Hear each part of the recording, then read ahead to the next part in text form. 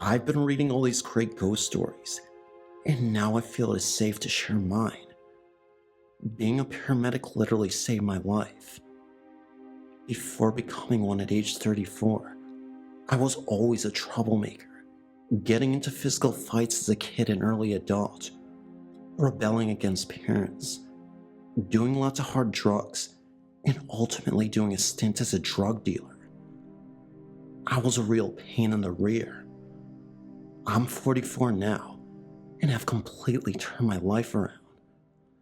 Eventually, I got arrested for possession and spent 6 years in prison at the age of 24. Prison life was a lot worse than I could have ever imagined. It's not like they say it is in the movies. Ironically enough, though, I had a prison mate who ended up becoming one of my best friends, Sam. Sam was about 8 years older than me and did time for attempted murder. He once walked in on his sister getting abused by her boyfriend, grabbed a bat, and beat the man in the face until he became severely deformed. He ended up surviving, both permanent injuries sustained. Sam was a good guy, but he had a bit of a temper issue, and it only really came out when he felt like he or his loved ones were in true danger. So, Sam was always a bit of a protector, even to a fault. Sam and I would always have these profound conversations, as my cell was next to his. The last conversation we ever had, he told me that the stuff that I was doing was too petty, and he didn't want to see me throw my life away. I remember him distinctly asking me who I wanted to be, and I always just said I don't know. He suggested a paramedic because he saw me as a healer, figuratively and literally. He made me promise him that when I got out, I would straighten my life out. When I asked him what he was going to do when he got out, he just laughed at me and said, "Kid, it's my time to go." At first, I didn't really think much about his statement. I thought he meant he was getting out of prison soon, but he got 10 years and was serving his 5. That's when I realized what he really meant. He was going to permanently exit this world. So I go to bed that night, and before I end up drifting off, I say to Sam, "Good night." The next thing he said is something I'll never forget for as long as I live. Sam said to me, "See you later." The next morning I called for Sam, but he wasn't responding. A prison guard came by and noticed that he wasn't breathing. Before I knew it, my best friend, Sam, was gone. Little did I know, though, that Sam would reappear in my dreams and as an apparition in jail. Yes, my jail cell. So, in my dream, I'm a free man. I'm in this empty, narrow white hallway, sorta hard to describe, but the entire hallway looked like it had clouds surrounding it. At the end of the hallway, I see Sam. He looks in great shape, about 10 years younger, and is wearing a white suit to match the hallway. He's just smiling. As I continue to walk down the long hallway, I approach Sam though, and that's when he slowly starts to disappear. I suddenly fall down to my knees and yell, "Why did you do this, Sam? Why? Your sister needs you." Suddenly, I wake up and I'm in my jail cell. This is late at night. Felt like it was midnight. That was when I saw a black shadow as I was adjusting my eyes. At first, I couldn't believe it, but it was the shadow and silhouette of a man. Somehow, I instantly knew that this man was Sam. I then watched as the shadow slowly moved away and disappeared down the hallway of the jail. Nobody was around at the time, and it definitely wasn't a prison guard, for the obvious reason being, prison guards don't look like dark shadows and silhouettes. So, fast forward a few years later, and unfortunately, I relapsed into a bad drug habit after getting out of prison, getting addicted to the powder. This was the last and final straw that led me to focus on my life and pursue my paramedic career. I end up taking a hit and almost dying entirely. I remember taking one last hit of the powder, passing out, and not waking up for hours. At this time, I was rushed to the hospital because I was on the verge of losing my life. Apparently, I flatlined and became medically dead at the same time, but I came back to life. In that moment, it seemed as if it was an out-of-body experience. I could see myself in the hospital bed, and suddenly, I was in this light room, just like the dream I had in prison. There was Sam again. Sam looked at me, grinned, but didn't say a word to me. My old dog Spot was right next to him, who had previously died when I was a kid. My favorite dog in the world, Spot, was a black lab.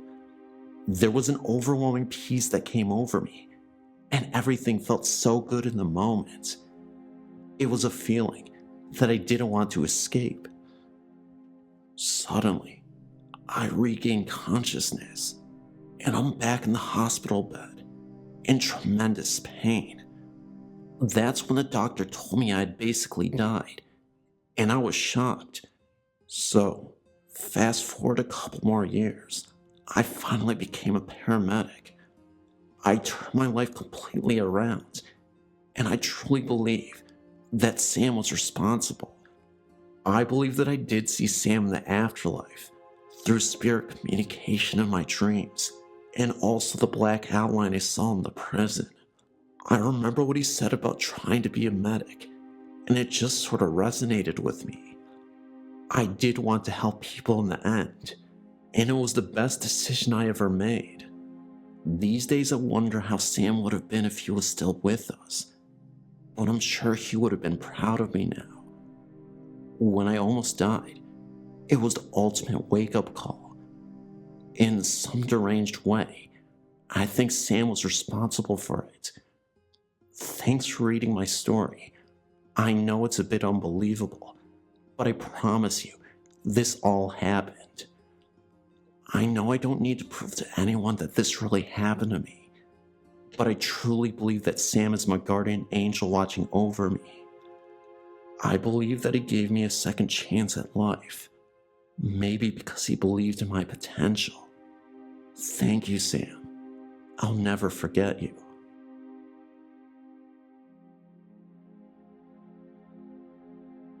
I have one last story for now to tell you. I was born in 1955, so I went to high school starting in 1970. Needless to say, the fashion and hairstyles I liked were very different from those which my mother was used to. We frequently had clashes over these things. Also, from the get-go of my life, I'd always been interested in things like camping, fishing, hiking, and nature in general. My mother, to say the least, was disappointed, because she had always envisioned having a daughter who was interested in clothes, makeup, and flirting with boys. I just wasn't the daughter she had envisioned. I ended up working in forensics for years, and I do believe she was proud of me during the last 20 years of her life. The year and a half after my father had intentionally left this earth, and she died, were filled with sadness for us both. Looking back, if I had known then what I know now, I would have done things differently. But that is Monday morning quarterbacking. I did the best I could to take care of us both during that time, but I feel like I could have done better, and I regretted it after she had passed on. First, I distinctly remember seeing my dad's ghost sitting in his favorite chair of the old house that we lived in and the one that I own today. One day, I was in the kitchen and looked over to the chair. That was when I saw a gray cloud literally sitting in the chair for a few seconds, then slowly disappear. I tried to blink my eyes to see if I was just imagining things, but then something crazy happened right after. The picture of my dad that I had hanging on the wall somehow fell to the ground without explanation. I was shocked, and that's when I instantly put two and two together. I took it as a comforting sign that my dad was making sure I was okay, even if at the time, it still terrified me. Things weren't always so pleasant with the hauntings, though.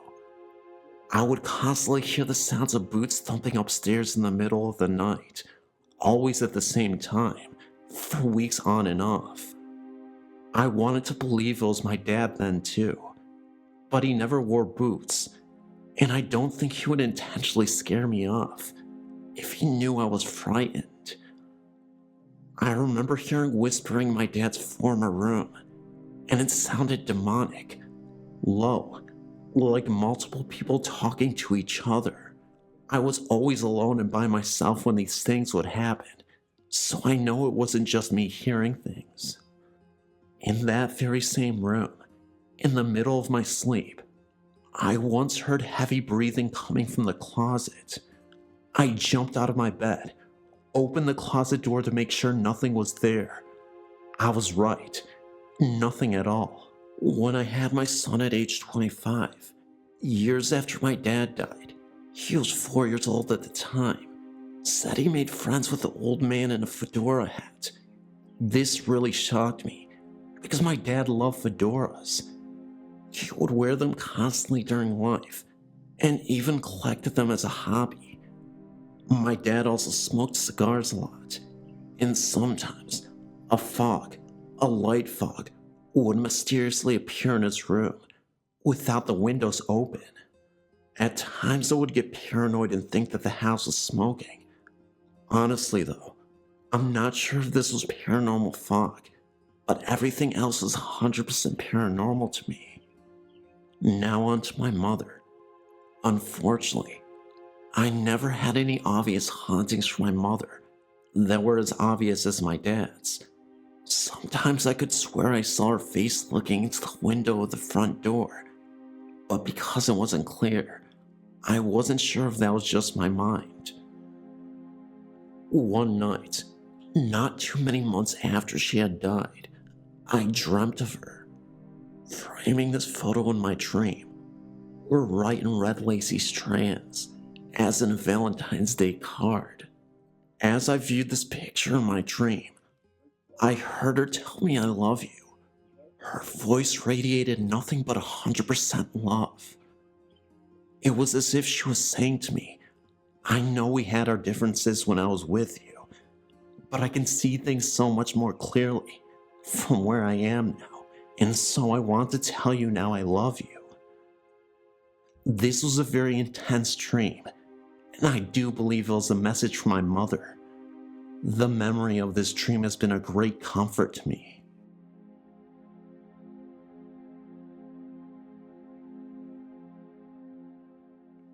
I've been a fan of this site for years, so here's one of my stories. When I was young, my dad's mother and her second husband, not my grandmother, lived in a 1920s vintage flat-top stucco house in West Orlando. My brother and I both spent nights over there. The room in which we would sleep had a bed that was, from a 4-year-old's perspective, about a mid-chest high. I remember when I was about 4 years old walking into that room one day and seeing this white-haired lady in the bed. I remember she had dark eyes and a prominent curved nose with large nostrils. I remember that she and I looked at one another. She seemed to want something from me, but I didn't know what that could be. She was not either malevolent nor cuddly like my grandmother. She seemed to be a business-like person who didn't hesitate to ask the nearest person around to help. In other words, a matter-of-fact person. I believe at that point, I turned and left the room. To the best of my knowledge, my grandmother never had anyone like this stay in her home. As I got older, I remember my mother talking about my step-grandmother's mother, who had lived with them for some time. During one of these conversations, I said that I remembered her, thinking of the older lady that I'd seen in that bed. My mother said there was no way I could remember her, since she died before I was born. I never brought this up with Mother again, and since then, my mother has passed. I still can't help but wonder who that lady was.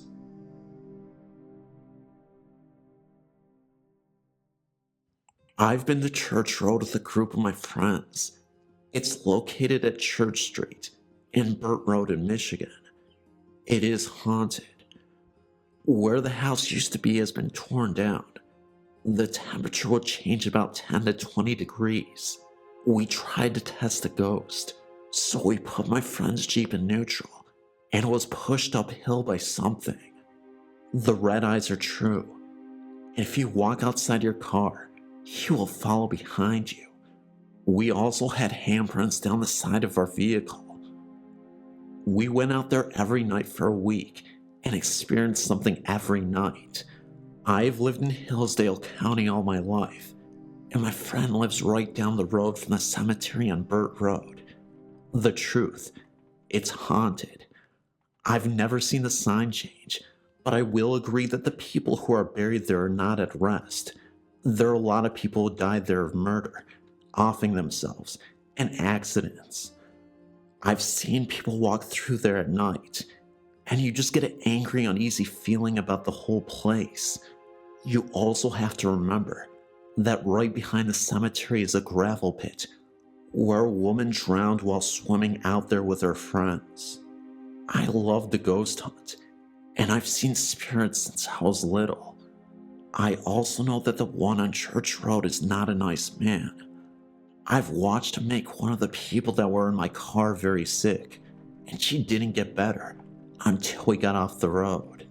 The legend is that you have to enter from Holcomb Road, and you have to exit from Holcomb Road.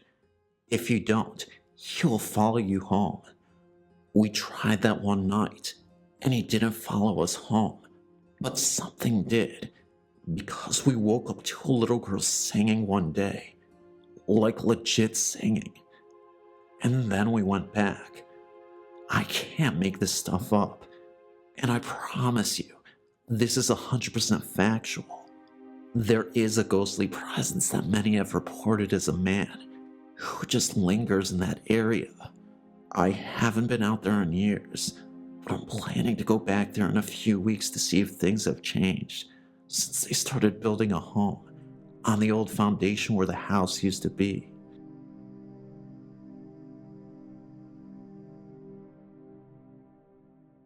I grew up in a city in southern Ontario, and I've had several encounters with paranormal activity. When I was 8 years old, my mother and my brother had moved into a single-family home that was attached in the front to a store for clothing alterations and such.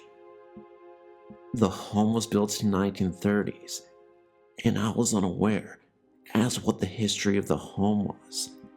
However, there was always the strong feeling on the back of my neck that I was being watched in a way that made me feel horrid and vulnerable. There were certain parts of the home that had felt more evil than the whole house felt. The first part was the stairs going to the basement, and the upstairs bathroom made my stomach turn. I always felt eyes of anger on my neck. My little brother, who was 6 years old at the time, and I were rollerblading in the basement that was not developed enough to be a problem with the rollerblades. There was a separate room in the corner that had a glass pane door, and we had never gone into that room as it was just really creepy. We both very suddenly stopped blading and both looked to the less paned window, and we both had seen a clear apparition of an older man who had the evil look in his eyes just like we always felt, looking at the back of our necks. We ran upstairs with the blades on to tell our mom.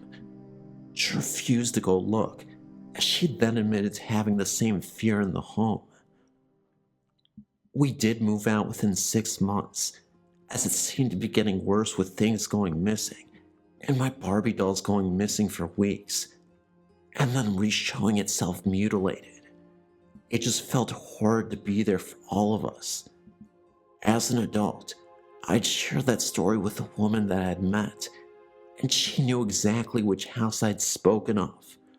I showed her the exact home, and she said that the home had been a funeral parlor. The home was evil, and I could never go into it again. My story happened about 2 years ago over a period of 8 months, and I'm so glad I no longer live in the same house.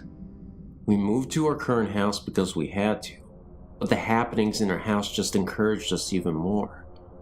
As I'm trying to write this, I've just remembered something else that happened when I was 14 years old. My parents split up when I was 14, and my sisters were both 11 and 9.